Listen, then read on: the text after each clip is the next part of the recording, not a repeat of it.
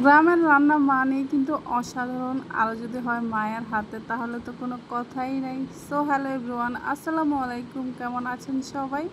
আল্লাহর রহমতে ভালো আছেন, সুস্থ আছেন। তো এই তো আসার সময় কিন্তু শ্বশুরবাড়ি থেকে কিন্তু মায়ের জন্য অনেকগুলো লাউ শাক নিয়ে আসছিলাম। তো সেগুলোই কিন্তু মা রুই মাছ দিয়ে রান্না করেছে। তো মাছগুলো আগে থেকে ধুয়ে হলুদ লবণ মাখিয়ে নিয়েছে।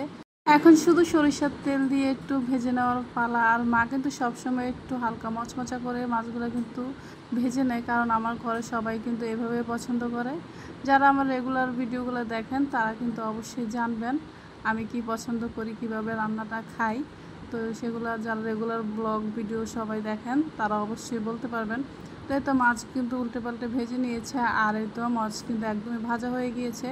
এখন শাকগুলো রান্না করার জন্য পাতিলে কিন্তু একটা পেঁয়াজ কুচি করে দিয়েছে, আর সাথে দিয়েছে সরিষার তেল। 1 চামচের মতো রসুন বাটা দিয়ে দিয়েছে। এখন কিছুক্ষণ এটাকে ভেজে কিন্তু স্বাদ মতো দিয়ে দিয়েছে লবণ, আর 1 চামচের মতো দিয়ে দিয়েছে হলুদের গুঁড়া, আর স্বাদ মতো দিয়ে দিয়েছে মরিচের গুঁড়া। এই মশলাটাকে এখন তেলের সাথে ভালোভাবে একটু নেড়ে চেড়ে 1 কাপ পরিমাণ দিয়ে দিয়েছে পানি, যেহেতু মশলাটাকে একটু পানির সাথে একটু কষিয়ে নেওয়া হবে। একটা বড় সাইজের আলু এখানে কেটে দেওয়া হয়েছে, আর আলুটা আগে থেকে দিয়েছে যাতে তরকারিটা একটু কালারফুল হয়। আর শাকের সাথে যদি আলুটা দেওয়া হয় তাহলে কিন্তু তেমন একটা কালার আসে না আলুর ভিতরে, এই জন্য মা সবসময় আগে কিন্তু আলুটা দিয়ে দেয়। তো এই তো এখন কিন্তু আলুটা যখন কষানো হয়ে গিয়েছে তখন কিন্তু শাকগুলো দিয়ে দিচ্ছে।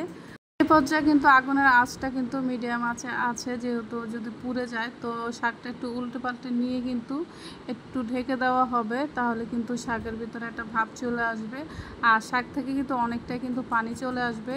তো এক্ষেত্রে আগুনের আঁচটা বাড়িয়ে দিলেও কিন্তু সমস্যা নেই। তো শাকটাকে কিন্তু প্রায় 10 মিনিটের মতো একটু কষিয়ে নেওয়া হয়েছে, আর শাকগুলো কিন্তু একদমই কচি ছিল, এই জন্য কিন্তু বেশি কষানো লাগেনি। তো এই তো পরিমাণ মতো দিয়ে দিয়েছে পানি। তো পানি দিয়ে কিন্তু মা কিন্তু উঠে গিয়েছিল। এখন কিন্তু আমি মাছগুলো কিন্তু দিয়ে দিচ্ছি। আজ কিন্তু শাক তরকারি মা মেয়ে দুজনে মিলে রান্না করলাম। তো আমার রান্না কিন্তু পুরোপুরি শেষ। আমি ঝোলটা শুকিয়ে ফেলেছি, হালকা মাখা মাখা ঝোল রেখেছি। আর এই তো দেখতে পাচ্ছেন এটা কতটা কালারফুল হয়েছে। তো ভিডিওটি ভালো লাগলো অবশ্যই লাইক কমেন্ট শেয়ার করে পাশে থাকবেন।